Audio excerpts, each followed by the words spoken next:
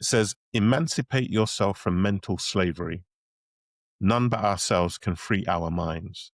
And basically what they're saying is, in order for you to move forward, you have to free yourself from the mental slavery, that voice in your head that's telling you you can't do things or it's limiting you.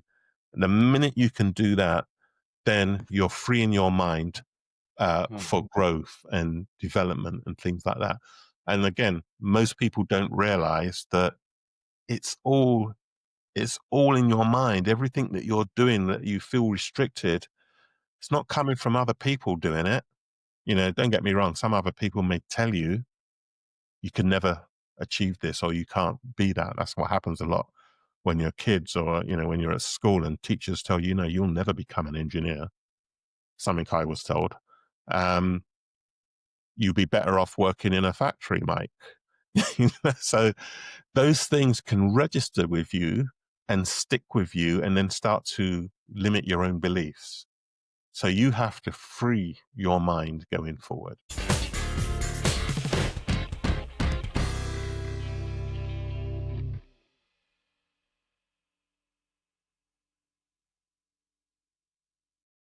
Good morning, good afternoon, and whenever you have a chance to watch this beautiful video.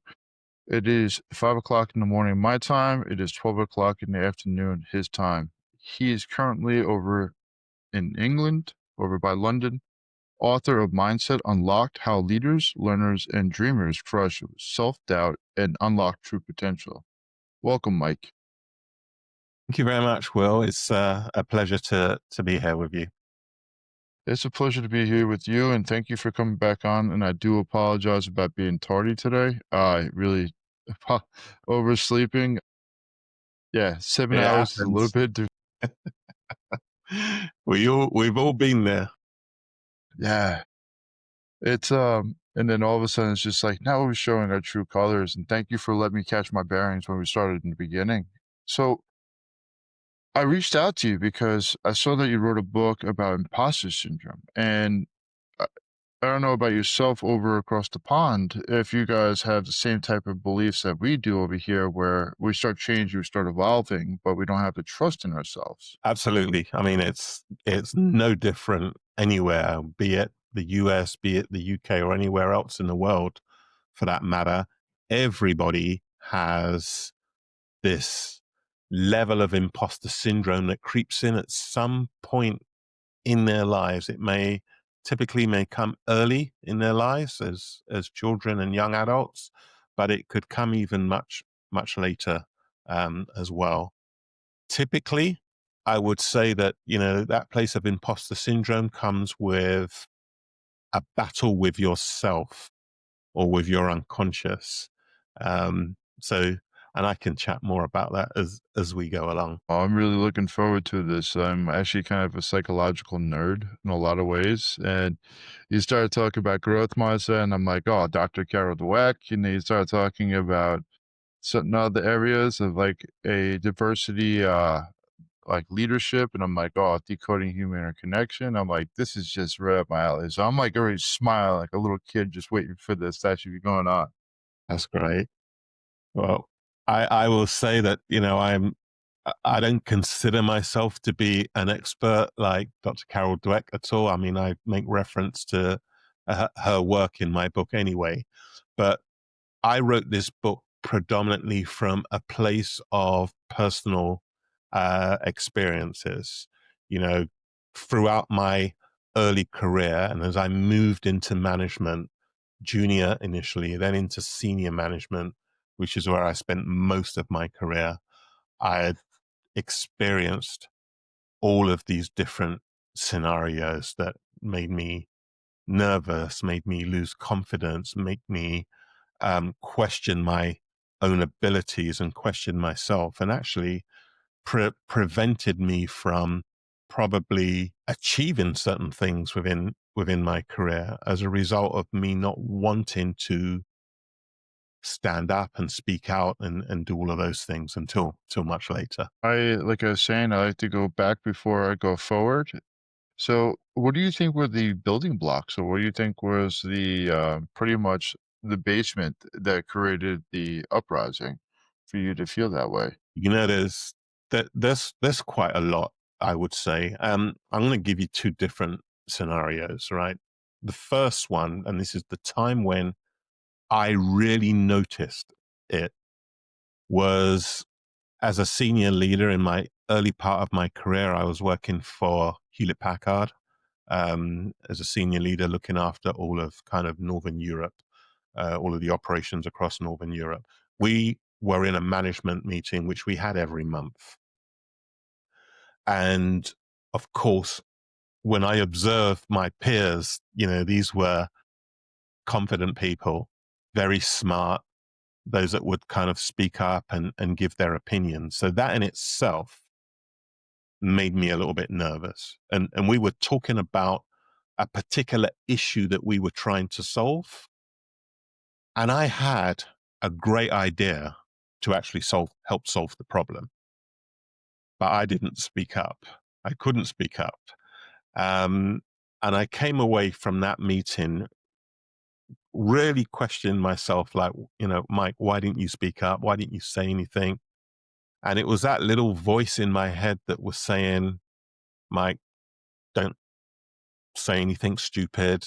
You know, you might get it wrong. People will judge you, all of those things. So it made me stay quiet. I actually silenced myself in that meeting, but I wanted to find a way as a senior leader to be recognized as a senior leader, to be recognized as someone who was knowledgeable and confidence to be able to share ideas, share opinions, and all of those types of things. So that was probably one of the first times I recognized, and I didn't know it was called imposter syndrome at the time, but it was one of the first times I realized that there was something kind of wrong in terms of me not having the confidence to kind of speak up. Now, just to add to that, if I go back to, say, childhood, it was probably a time when, you know, your parents try to protect you. So they tell you these things that get lodged in your head. My mum, for example, would always say, you know, if you get a job, keep your head down, do your work twice as hard as anybody else to maybe be half as good. And anytime I wanted to either kind of change job or, you know, change and go to a different company, my mum would always warn me, you know, but you've already got a job. You should be grateful that you're in a job, et cetera, et cetera. So all of these little things that parents tell you, which to be honest, probably out of love, right? Were the things that were lodging in my unconscious mind to tell me to be careful, don't speak out too much, you know, keep your head down, get on with your job, all of those types of things. So I think part of it comes from there. Your unconscious mind, which is trying to protect you as an individual. But then part of it is, you know, we all have a comfort zone. Okay. Now, the smaller the comfort zone, the more you will doubt your own achievements. You have a lot more self doubt. You'll lack more confidence the more you do that. So, the key thing is you have to learn how to widen your comfort zone. And the only way you can widen your comfort zone is to first get out of your comfort zone, where you get into that uncomfortable space. And then you try to deal with being in that fear zone at the time. And if you can manage that, oh, is that me? Sorry about that. I'm just nodding my head, and then all of a sudden, when I started nodding my head, I realized it's just making that noise, and I apologize. Everything you're saying to me is just like, it's so true. Sorry. Yeah. I'm just No, that's fine. So, yeah, sorry, I just lost my train of thought just for a sec in terms of the last things that I was saying. But yeah, you was in so you were saying that getting outside your comfort zone is a way that you're able to reevaluate your comfort zone, and it's correct. actually helps you to grow. Yeah. So when you're in a comfort zone, right, which everybody is in a comfort zone, and that's the place where they have that level of confidence where they can speak out and be comfortable, and that could be a comfort zone within your own family circles, or it could be, within your sports team that you're a part of, whatever the case may be. But the minute you step outside of your comfort zone, you move into what's known as a fear zone. And one of two things happen when you're in a fear zone. You either get through the fear or you quickly retreat back into your comfort zone. Now, if you retreat back, the likelihood of wanting to step back into that fear zone is diminished. But if you can get through it, whether that's a situation where you're overcoming your own nerves, or you're, just being brave enough to speak up, or you're, controlling the butterflies that you have in your stomach, that will give you the confidence going forward to continue to push through. And then you get into a learning zone, right? And then after that, you get into a growth zone. And that's where you really begin to kind of expand your level of confidence, your skills, your abilities, and all of those things. So there was a part that I was curious about. What did your mom do? And the reason I ask that question is because sometimes we are limited based off of the information that we have, and then we Mm, project that towards our kids. And it sounded like your mom really loved you, and she wanted to yeah. keep you safe. Well, she's What no was longer with us. But both of my parents, in this country in the UK, I don't know if you know a bit about the history of what's known as the Windrush generation. So directly after World War II, the country was in a real state. Of course, Britain had what was an empire and lots of colonies. So they reached out to the Caribbean, to Africa, and places like that, asking people to come and work to help rebuild the country. So my parents were what they call part of the Windrush generation, where they were invited to the UK to take up jobs that there was, labor shortages after the war. So she took up a job as a nurse, basically. And look, that time there was lots of issues with racism and all kinds of things. So she came into a country where they had to be worried about their own kind of safety and protection. So it was that was probably radiated onto myself and my siblings in terms of, keeping yourself safe. If you get a job, you were lucky that you got a job. So make sure that you perform well, make sure you keep your head down and not rock the boat or anything like that. So it all stems back from those times, basically. So it was a form of protection for us, but also at the same time, that level of protection can also become a cage, right? It can Uh-huh. become a place that keeps you stationed where you are, which means that you then lose the ability to develop, to take up opportunities, to grow, to do all of those things because you get this mindset that just keeps you planted where you are, and you have to learn how to overcome that. And that can be the most difficult thing to do. And that's how people get this imposter syndrome, by not kind of experiencing new challenges, new opportunities, having the ability or the bravery to try something new, try something different, and not be afraid to fail.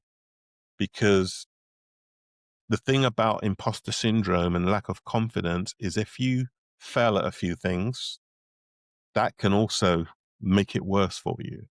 But if you see failure as a learning opportunity, okay, and I always say that failure is not the opposite of success.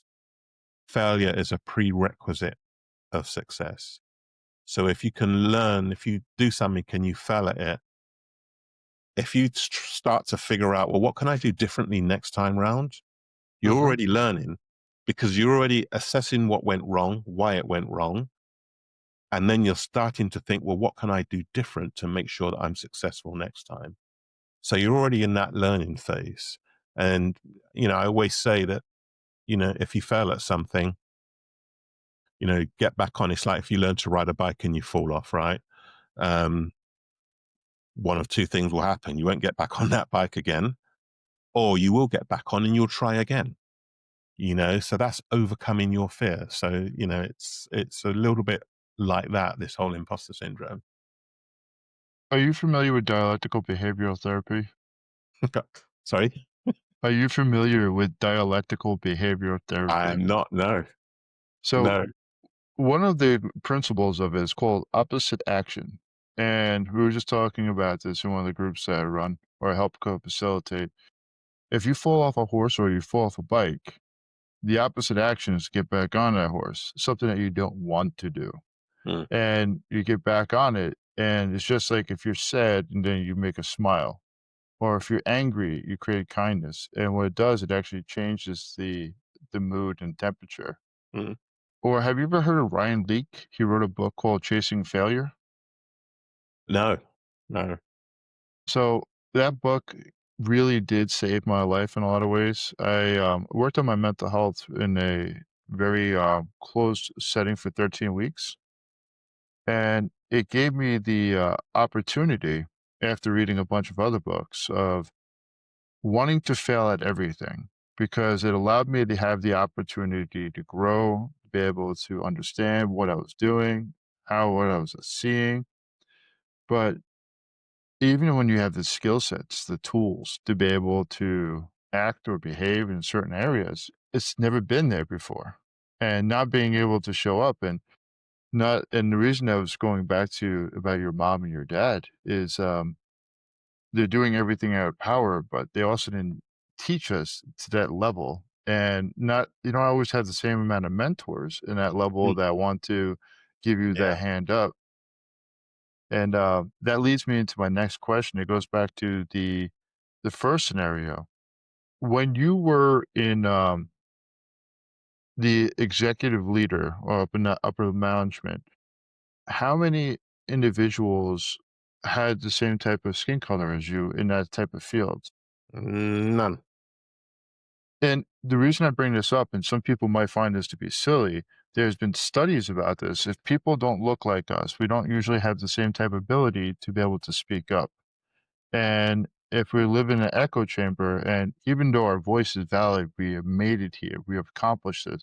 And just like if is they said if they have one woman on a board, it, she's there, she's like the token woman. Two, really is still not the same, but as soon as they have three, and same thing with people that have a different, like that look like them, they have the ability to start speaking up to be seen because they feel like they have a little bit more validity in their voice. Yeah, no, I completely agree. I mean, for a long time, I was the only black manager. At one point, when I was at Hewlett Packard, I was the only black manager in the UK. You know, which was it wasn't really tough because, to be honest with you, I never really noticed it too much until people brought it to my attention. Which is interesting. But I think that you're absolutely right. As just the only person of color, kind of in a room, two things happen. One from myself, which is, wow, I'm kind of in a room where these people are smart. They're talking a lot, but they're part of something themselves. They feel comfortable because there's people that look like them. Uh-huh. Um, so from that perspective, it makes it easy. But what also makes it hard is sometimes that group could look at me as being the token black person in the room. And just because of the color of my skin or because I was different, I'm already being judged about Uh-huh. my ability. Now, what makes it worse is if I am staying quiet in those meetings, which I was at times, silencing myself, all I'm doing is feeding into a stereotype for them that says, yeah, see, he's quiet, doesn't speak much. Maybe he hasn't got the ability, maybe he hasn't got the skill. Oh, how did he get there? Did he get there on his ability, or did he get there because of the color of his skin? So you get all of these judgments that kind of take place. And if you don't learn how to kind of overcome some of those challenges, that will keep you firmly fixed where you are. It's almost like an invisible set of guardrails have been put around you that's telling you that that's your lane, that's where you stay. You not got the skill or the ability to step outside of those guardrails, and people try to keep you in that lane. Mhm. Unless you start to demonstrate that you do have the knowledge, the skills, the experience, the ability, the ideas, the gravitas, to be able to compete on that level. Yep, it's the same thing like the Wright brothers. Back December 17th in 19 I forget the year, it was just the Wright brothers and it was another gentleman. They were the first people to set flight. And they had like millions and thousands of dollars during that time towards other agencies. Everything does not exist until the first person proves it. And when I was thinking about your situation, I was saying the chemistry of decoding human interconnection. One of the parts that was really highlighted in the book is that if a white man teaches a white man, they learn very quickly. A white man teaches a black man. As soon as they get past the racial differences, the black man will usually outperform the white man that was taught by the white man. Same thing if a white man teaches a white woman, they're able to get past that. And it's just like they have this little bit of barriers, but they come in with such a they come in with a very similar perspective, but also a different perspective, which it allows them to look around the corners a little bit better Mm, and has a lot more clarity. yeah. Same thing when we add in the sexes into it too, as well with women and then also women of color. They actually look at it a little bit differently than what a white man would look at because of historically, this is what they've been doing. Let's actually keep performing. Let's actually keep making the same cog, but at the same time, let's actually fix it. But thank you for entertaining me on this stuff. Like No I said, worries. It's I been nerd great. out on this. I nerd out on this stuff. I also feel like too, heavy amounts of business is the same thing as individual micro psychology, macro psychology of actually within the community. So now when you started to create this disruption in a positive way, when you start to speak up, be able to give yourself the validity. Do you remember that phase where it was like, whoa, actually people are listening to me? Or are they just listening to me once off? Do you remember that phase at Yeah. all? Um, I can think to a particular time, and this was a time when I was at Hewlett Packard company, and I went from managing a team of engineers in our London office to managing them across the whole of the UK. So a big promotion. And the reason I got that promotion was because part of it, part of that interview process was to come up with an idea that would significantly lower costs because the equipment that the engineers were repairing was becoming much, much cheaper. There was things like laser printers at the time and um, PCs, but laser printers over the time were getting much cheaper. And we had a set of expensive engineers going out fixing these things. And of course, the cost of sending an expensive engineer to fix a lower cost piece of equipment was very expensive. So I got the job based on that, even though I was told my idea would not work by someone very senior in the company, the VP. And my boss at the time, when I got the job, he said to me, Mike, you got 6 months to prove this. And if it doesn't work, you will be fired. Right? I've never had that in my career before. Someone promotes me, give me the job, but then they tell me that if your idea doesn't work, you'll lose the job. Anyway, I took that on board with quite a lot of confidence and a lot of belief in my ability. I tested and got it working inside 2 months, and then started to roll it out beyond that. Now, I formed a team to help me, and that team were like, well, this is a good idea. But you also had a lot of naysayers that were not convinced. And I wanted people to be right behind me to drive this forward. But I think that there are a lot of people that were thinking, right, well, we're part of Mike's team. if it doesn't work, we're going to get labeled as failures, Hmm. you know? And some people were thinking, well, if it does work, this is going to be great. So I had this little bit of not infighting, but people who were not sure, to the point where I even had to fire one person on the team and demote another person because they didn't quite have that mindset that I had, that I wanted them to have for me to be successful. Anyway, the program was highly successful. And that was the point that really kind of elevated my career, because I then went from managing the UK and Ireland to managing all of um, Northern Europe. But then when I left the company, I went on to managing kind of global teams.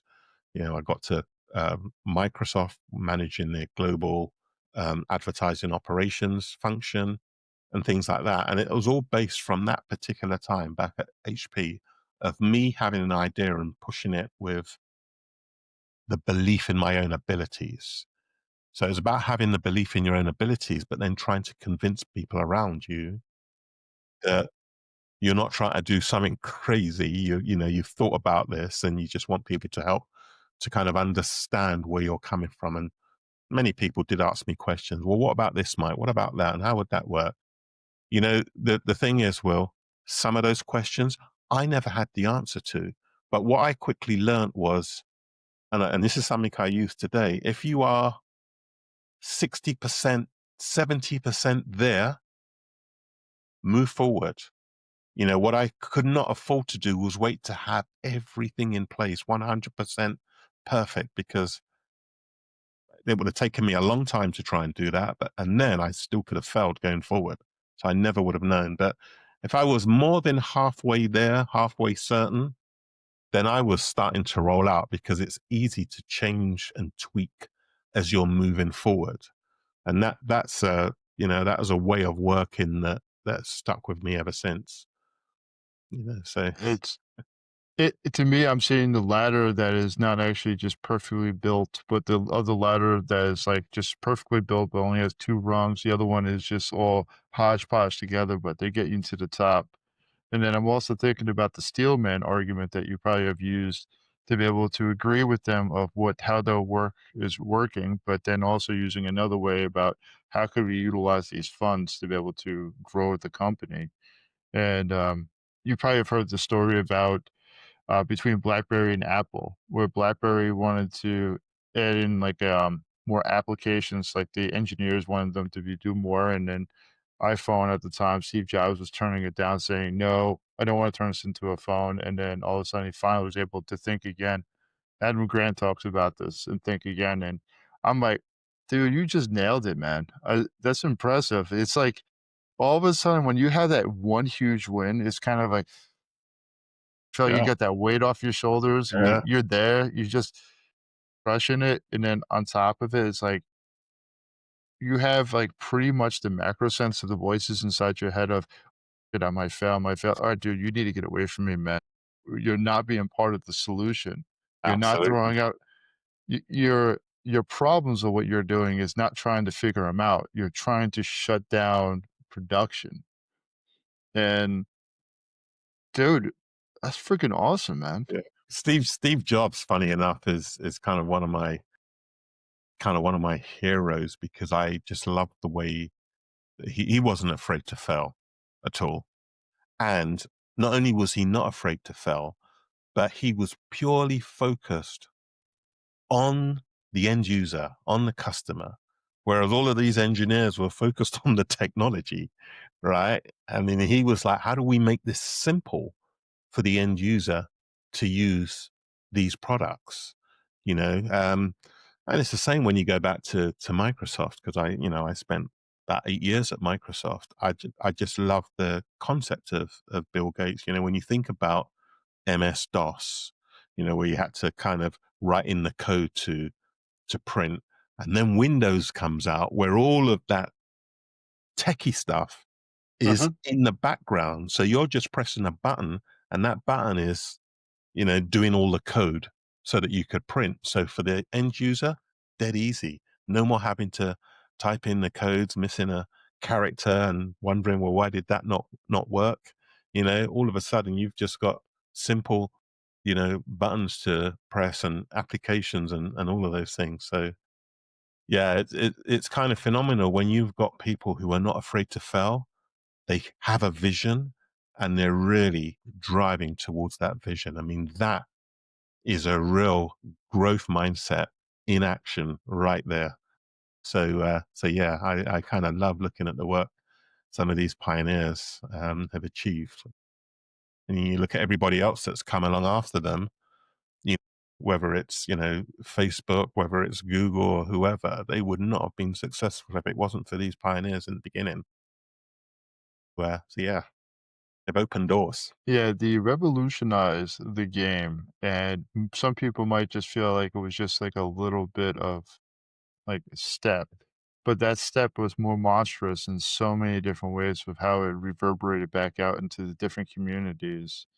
And yeah, I find it to be quite interesting because you're talking about pressing these keys. So I was not fortunate to really have a computer until, do you remember the dial up area?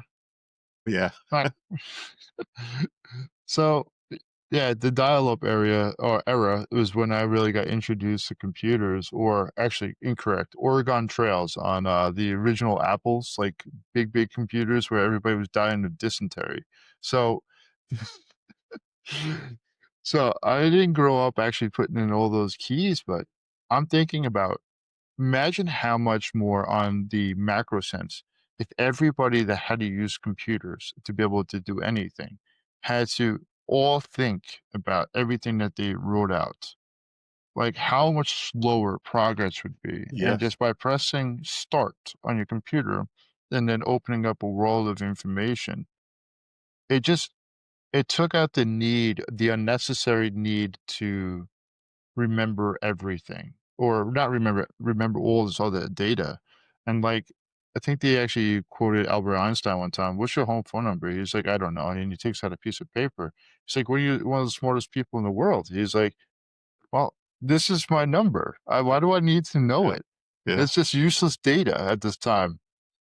And going forward with this stuff, it's like, okay, great. How can we continue to make the world better and give people opportunity to grow and to chase failure and to really have a chance to explore? Because like Tony Hawk, he nailed the first 900 on the half pipe. Now kids now like 14 years old nailing this. It's just like, it's incredible. Once somebody breaks the barriers, it changes yeah, the whole game. yeah, yeah. People understand that if that's achievable and it has been, broken through that barrier and that's achievable, then what else is achievable? They know it's possible to take it to the next level. Whereas before that initial breakthrough, there were probably a lot more people saying that's never going to happen. It can't be done. It's not possible at all. But when you make that initial breakthrough, people think, whoa, there's a possibility. So how far can we push this? We can take it to yet another level. And there's then people out there who are looking to take things to the next level all the time now, particularly young kids, younger people are, they're just absolute experts at this stuff. They take this stuff on like it's nothing, so because they're curious and they want to try stuff and they're not afraid of failure.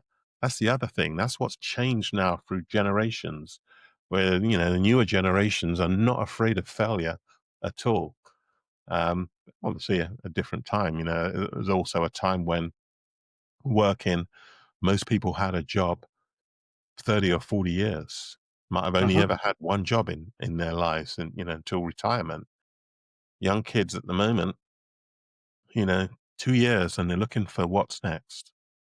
They're looking for the next thing. This is not because they want to jump around. It's just because they want to do new things constantly, and they gain so much knowledge, so much experience of the world that way.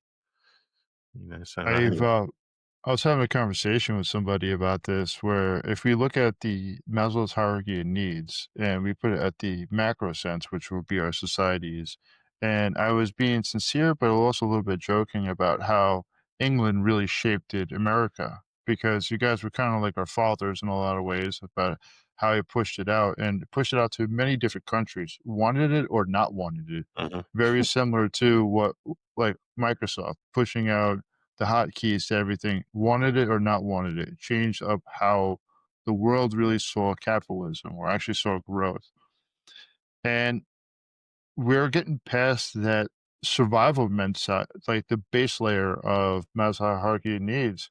Now we're having the ability to do self or like realization. We're getting into doing AI. We're getting into trying out all these different areas. And since we have so many different safety layer nets, we're allowing people to have the potential to be able to keep going further up and down the ladder, and we have so much information. Like we can read books on our phones, on a computer, even on paperback still.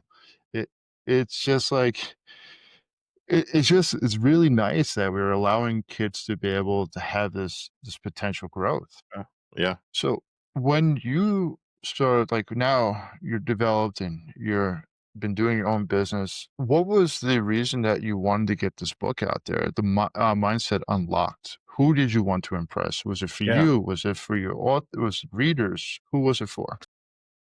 Yeah. Even before readers, I used to do a lot of mentoring to individuals throughout my career, from time at going all the way back to my time at HP, while I was at Microsoft, while I was at BBC. I would um, coach and mentor colleagues, and you start to see quite a similar pattern in people. Either those people that didn't have the confidence, people that didn't understand that actually, if you want to increase your level of skills and your knowledge, it's got to go beyond you sitting back and waiting for your company to put you on a training course.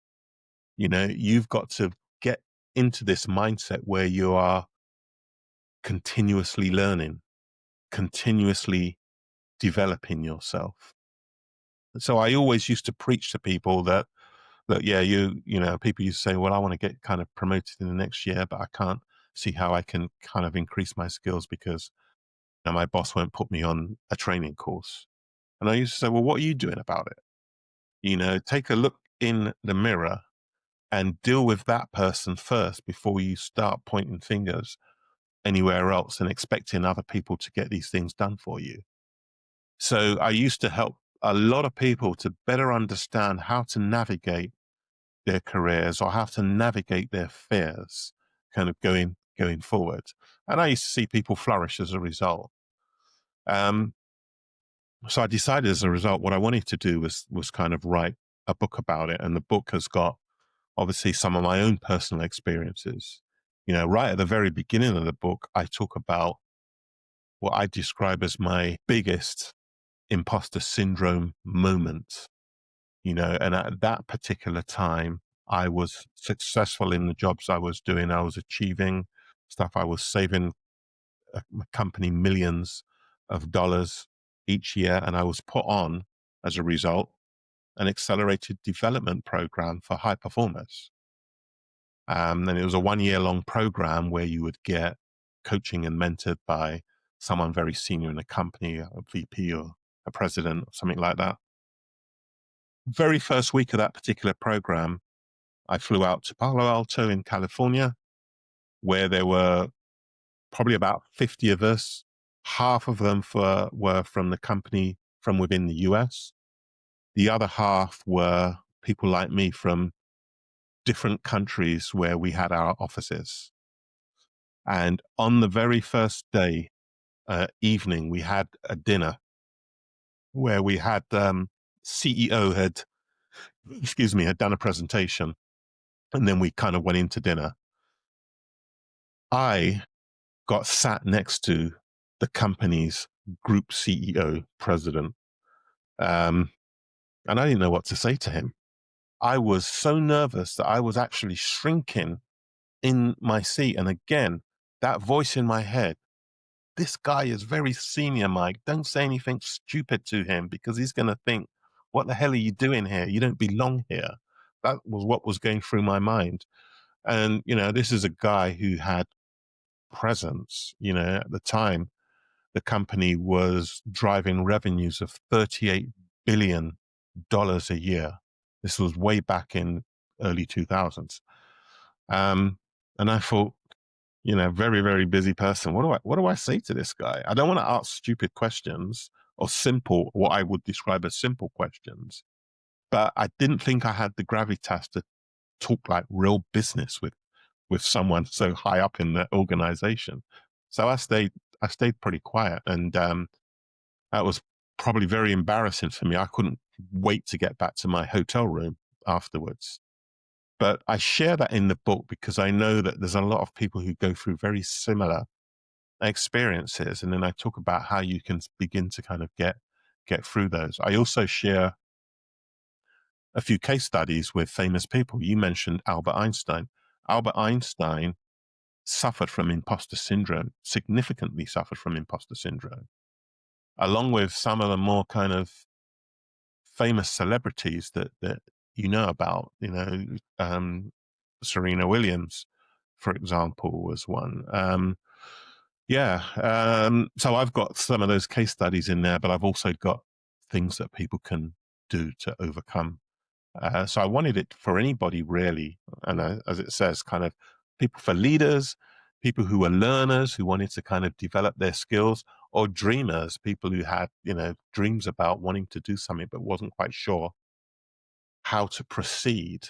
And this is why the book was written. So it's basically for anybody, regardless of your age, um, to kind of help think more about what it is inside you that's actually preventing you from taking a leap forward. Yeah, I was just got wrapped up listening to what you were just talking about. So let me just collect my thoughts real quick. I know it sounds pretty bad, but It no, it does. was just like, ah, taking that leap forward. I think about how important this is in people's mental health journeys. But so I work for the VA over here for the United States. And one of the jobs I roll is called a peer specialist. And what it is like helping people break past their comfort zone and be Mm, able to trust their therapist because of having lived experience and being able to help them change. It's easy to feel like a show pony, but then actually helping somebody walk besides when they're falling. I think about how it's a similar thing, but at a more micro level. The And this is going to go back to the question I have is what was your favorite chapter writing? And what was your favorite chapter after you got done in your book? I think my favorite chapter is the one right at the end. Um, it's the one where I have listed 10 things to achieve and maintain a growth mindset. The reason it's my favorite is because, it's so simple. I think a lot of this stuff is straightforward. It's not straightforward until you're made aware of how straightforward it is. So I had kind of thought about 10 different things that someone can be doing to help to, increase a growth mindset. I can't remember all of them off the top of my head, but the first one is like, be patient. And the reason why I say be patient is a lot of people want success quickly. If they want to get to somewhere, whether it's a promotion or they're achieving something and expecting to see the results like in a week's time or in a month's time, it's like, no, you have to be patient. Rome wasn't built in a day.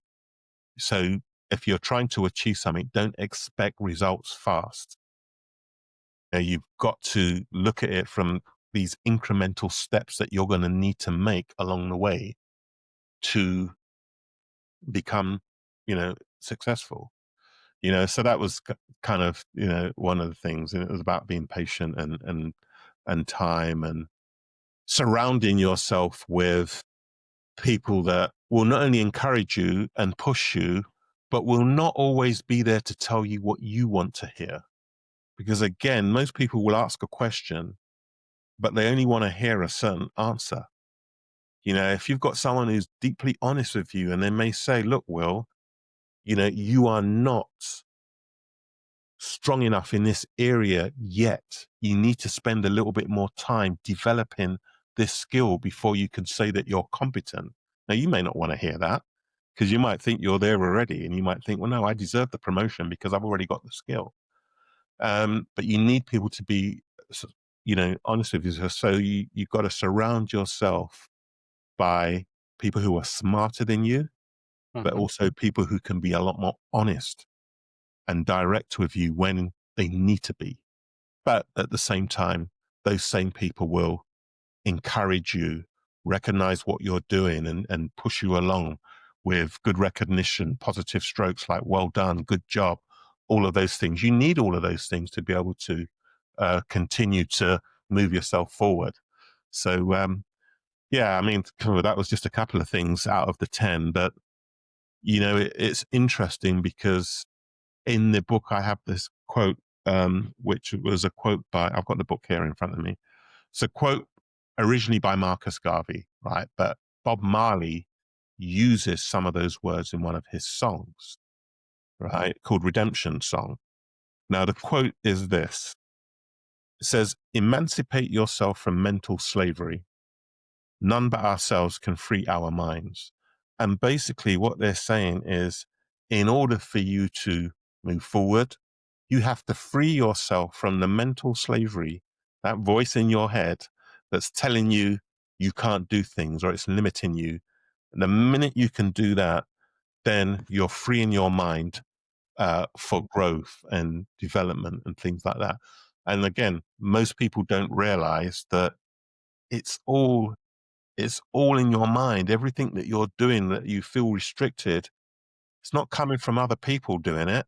Don't get me wrong. Some other people may tell you you can never achieve this or you can't be that. That's what happens a lot when you're kids or, when you're at school and teachers tell you, you'll never become an engineer. Something I was told. Um, you'll be better off working in a factory, Mike. So those things can register with you and stick with you and then start to limit your own beliefs. So you have to free your mind going forward. But yeah, so, but yeah, coming back to those 10 things, understanding mental slavery and how to free your mind and, having those 10 things, I think was my favorite piece because it's something I talk about a lot with people. If I'm coaching people, I kind of preach that. So yeah, it's part of my favorite part of the book. So, Mike, honestly, when you were going to university, did you ever think that you'd be writing a book? Never, absolutely. I always wanted to write a book for about the last 4 or 5 years, but I wrote it off because again, I thought to myself, what are you doing? I don't even know how to go about writing a book. That was what I was telling myself, because here are all these stories that, people need literary agents and God knows what else to be able to write a book. But what made it easy for me when I decided, right, I'm going to start kind of at least putting down stuff that will formulate a book. And I've written 3 now. A lot of it has come from, and I think this is what's made it easier for me to write a book. A lot of it has come from personal experiences, observations in all the companies I've worked in, whether I'm watching and learning from great managers, great mentors that have driven me, or even the poor managers as well, looking at either how they've treated me or how they manage. And I've always thought, right, I know what not to do kind of going forward just from the bad experience. And just, I've just collected all of those experiences and those memories and started getting them down and starting thinking about, well, what did that make me feel like at the time? And, sharing those with other people. And that's how I got to kind of write the books that I've written. Well, if you were able to have a conversation, let's just say with Mike, who was probably about 22, 23 when he started out in his journey, what would be some of the conversation that you would have with him based off of the knowledge that you may remember of what he Mhm. was actually viewing. Because Yeah. I will say our memory sometimes is skewed based off of the new information that we have. Yeah. What is some of the conversations that you would be like, "Hey, Mike, this is who I am now." What are some of the things that you would give the feedback to him when he's actually trying these perils, these challenges to be able to Yeah. grow? Well, I would have said, you know, when you've got something to say, a great idea, a good suggestion, don't keep it to yourself. Share it, speak about it, and don't be scared to talk about it. Don't be scared to make a mistake and never be afraid to fail. If I had learned that then, who knows where I would have been today. But I was in my earlier years, as you know, I was really shy as an individual, so I kept myself really quiet. I could be even in kind of group settings, I wouldn't be the one who's speaking up and talking. Unlike today, I'm always talking.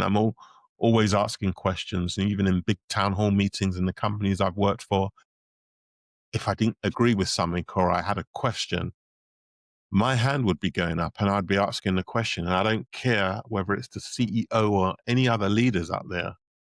But that took a long time because before I would never even think, I would hope that someone else could ask the question that I'm thinking about and then I'll get the answer that way.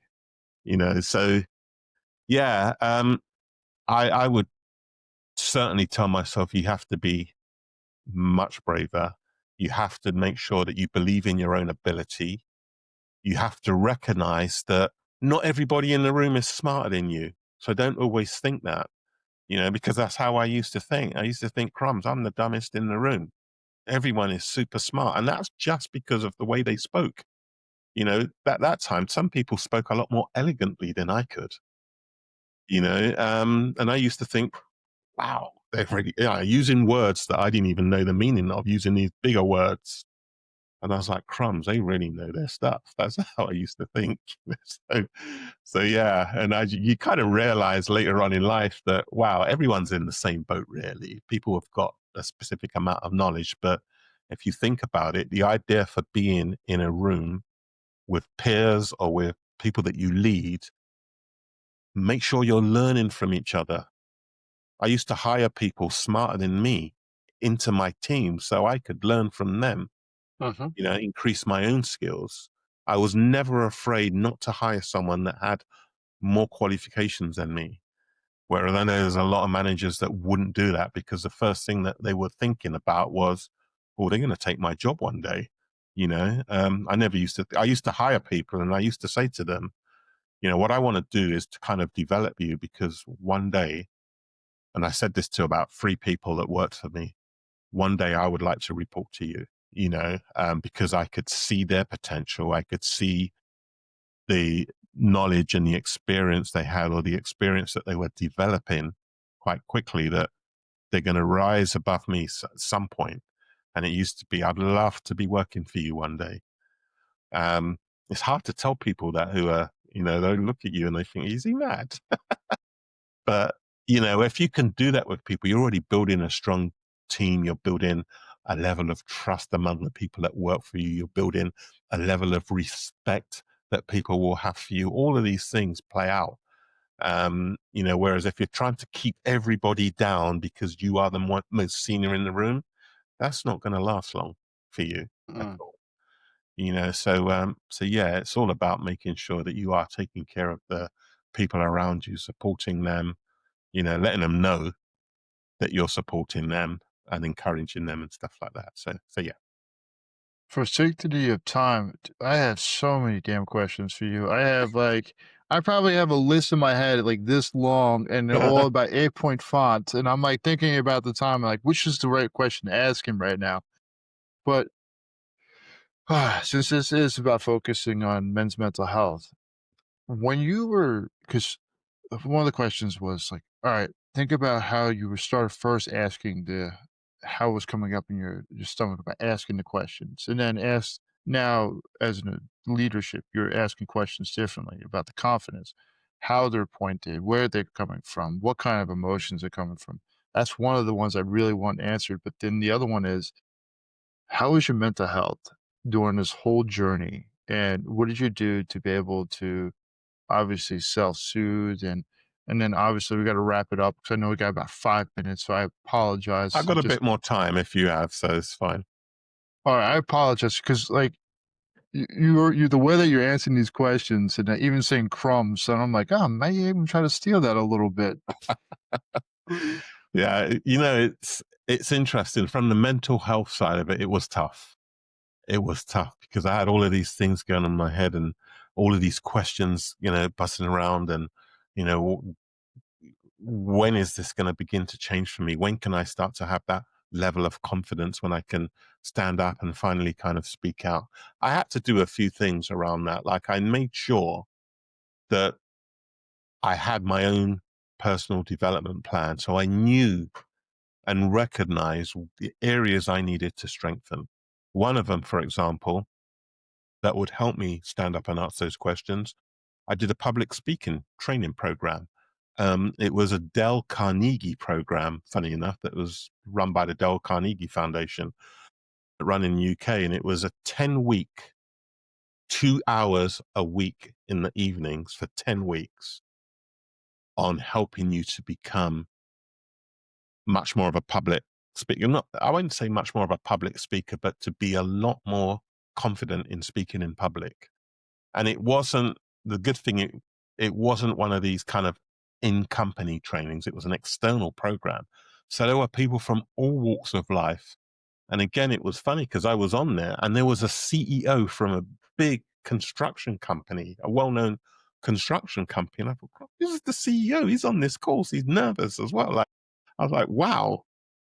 But that particular program, each week would, tackle a couple of key things and they would put you in very awkward situations to, it could be stand up, here's the subject, 1 minute, talk about it. I was like, what? There was lots of little things like that. And there was things like how to remember certain things. And I've forgotten all that stuff.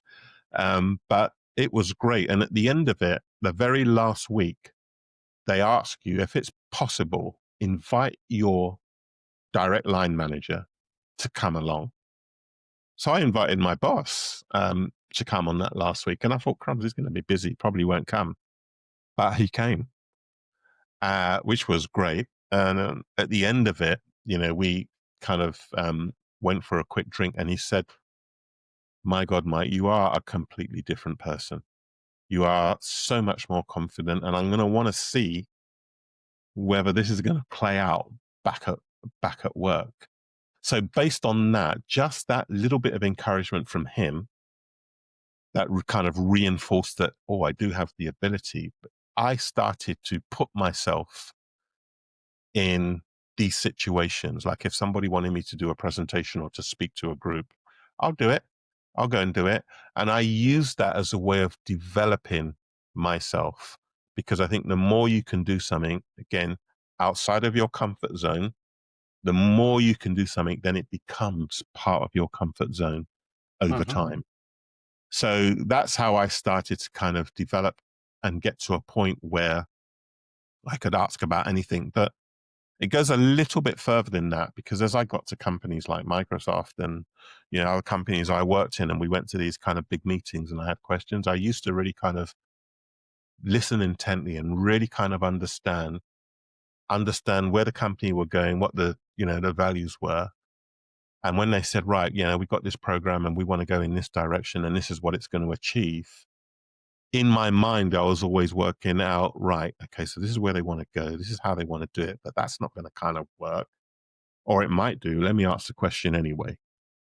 So I would say, how is that going to work when you want it done in 3 months and you've got to overcome X, Y, and Z to get there? What are you going to do? Like, just give you one example. We had in the last corporate company I worked for, they were changing all of their many HR systems. They've had these multiple HR systems because the company over time had acquired other companies and they had a crossover of different systems. They decided that, right, we're going to move to one system. So they had a team in to present what they were going to do, how it's going to work. And then they turned around and said, and we're going to have all of this done in 2 years. I went, wait, what? So I said, do you honestly believe that that's feasible? Because you spoke about having close to 100 different systems across the company, and you're going to integrate all of that into a single system in 2 years. Do you really think that's going to work? Of course, they said yes, but did it work? Hell no. That particular program fell over because I think that they had either misunderstood the brief or they had kind of overestimated their abilities in what could be achieved. But where I'm getting at was when you're hearing these types of things, you have to be brave enough to challenge and ask the right questions. And the challenging part is the toughest because it's almost like you're challenging somebody's knowledge and expertise about something. But I never thought about it as a challenge. I thought about it from a position of curiosity. That's where I'm coming from. I'm not trying to make you look stupid by asking you a difficult question. I'm just curious. I'm learning as I'm asking. This is why I'm asking, because I'm learning. So I am curious because this doesn't make sense to me. Can you help it make sense to me? And if they could explain it, I went, got it.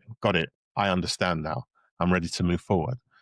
So it's about having the ability to do that. There's so many leaders out there that don't want to be challenged. There's so many leaders and actually younger people that don't want to be challenged. Again, it goes back to having the ability to able to break it down to a person.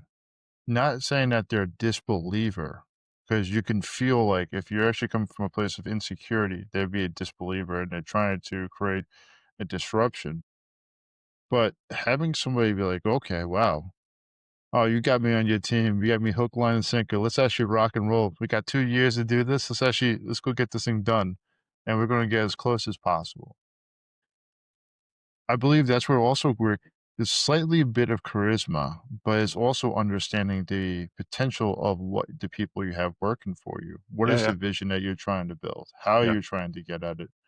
And I have to say, I appreciate it. It's like you're a man of many different lives, I'll say.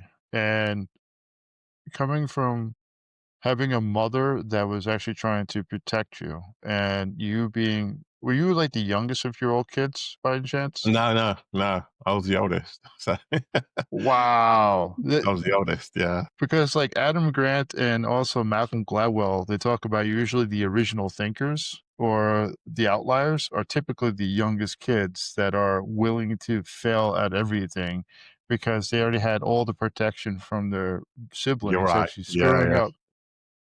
Yeah. But No, that's I was always curious. I was, even as a young kid, my mum bought me like this is why how I got into kind of engineering, an electronics lab kit, which was, people had kind of chemistry lab kits. This was an electronics one because I just love building stuff. I was always curious as how things work.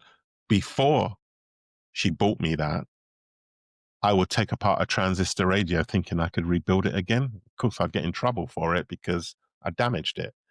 Right. So, that's how I was. I was always kind of a curious type person, wanting to know how things work or how processes work and all of that type of stuff. So that's where I've kind of come from, that position of kind of being always curious, about things, which has kind of led me to where I kind of got to.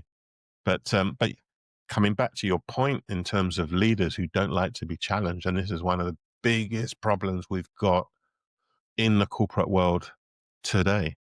And this is why I said to you at the beginning, I like to kind of also do training on inclusive leadership, about understanding more about empathy, understanding more about cultural awareness, and the fact that if you get a diverse team, people have always got a different way of doing things. So don't try and you know, build a team and then say, look, this is the structure that you have to fit into. I want everybody to fit into there because you're not doing yourself any favors. If you're trying to solve a problem and somebody from, maybe with, Chinese heritage may say, well, I've seen this problem before and I've seen it done this way. You've got to be open to allowing that person to, share his ideas or her ideas about how differently things can be done to achieve the result that you're looking for. So yeah, but leaders, and they're coming from a place of how things were always done. And you think most leaders, senior leaders, are in their 40s, 50s, and beyond. They've had a set way of running a business or running an operation. And for most of them, that's probably not changed much. But then you've got so much technology that has changed over time. We're talking AI a lot these days, but many other things. And you've got to think, wow, we can use some of this technology different to help us solve some of the problems that we've still got. If you're not open to that, then you don't want to be challenged. This is how we're going to do things. And I've had that message given to me, a couple of times throughout my career. This is the way we're going to do it, Mike. Even when I was a young engineer, I had this thing about, we used to get 6 or 7 different tickets for different client visits where we would go out and fix equipment. After a while, I used to think, well, hang on a minute, I'm looking at this piece of equipment, I'm looking at the fault. Oh, I think I know what the problem is. Let me call the customer. Hmm. Sometimes I would resolve the problem over the phone, which would save a visit, which would save time, which would save fuel. Anyway, I think that one time I was in the office and my boss came to me and said, Mike, what are you still doing in the office? And I said to him, oh, I'm just calling a couple of customers because I think I can solve these problems. He went, no, no, no, no. I don't want you to do that. You're paid to go out, visit the customer and fix the problem. So he kicked me out of the office and just told me to get out there and do the job. And I thought, wow, you're missing something, significantly missing a trick here. So I just thought, wow, I was frustrated. I since moved on and went to another company. But yeah, it's just those things when you've got a leader that doesn't want to be challenged and has got a set way of doing things. That person is not learning and is not growing as a leader. And just as employees have to grow and develop their skills, so do leaders. It's just equally important that they do that as well. So, yeah, it's a fascinating world that we live in. Mike, it has definitely been a pleasure. I have kept you way past the time that I know that we agreed on. And thank you so much for being flexible with me about and being responsive to the email. It has actually been a pleasure to get a chance to interview you for a little bit.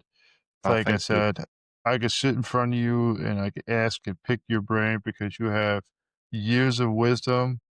Like I said, different lives, different thought patterns of how you're actually processing all the information. And I am looking forward to reading your book.